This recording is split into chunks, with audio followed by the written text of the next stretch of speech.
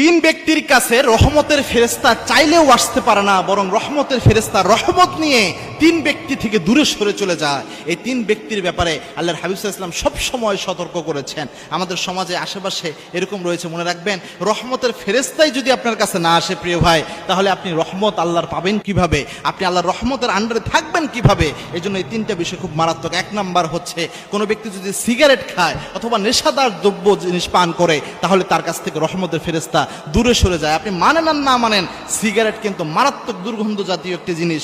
অনেকে এটাকে মাকরু মনে করে থাকে, কিন্তু আধুনিক বিজ্ঞানের সিগারেটের যে ক্ষতি তুলে ধরেছে আধুনিক বিজ্ঞান, এবং সিগারেটের ভিতরে যে উপাদান রয়েছে যেটা বেশি খেলে মানুষ মাতাল হয়ে যায়, সেই জিনিসের অল্প খাওয়াও হারাম। এটা রাসূলের হাদিস। সিগারেটের ভিতর যে জিনিসটা রয়েছে এটা যদি অনেক বেশি পরিমাণ কেউ খায় অবশ্যই মাতাল হয়ে যাবে, সেজন্য এটার অল্প খাওয়াও হারাম। পাশাপাশি শুধু একটা দিক না, আরো কয়েকটা দিকে সিগারেটের যে ক্ষতি রয়েছে, ফুসফুসের যে ক্ষতি করে,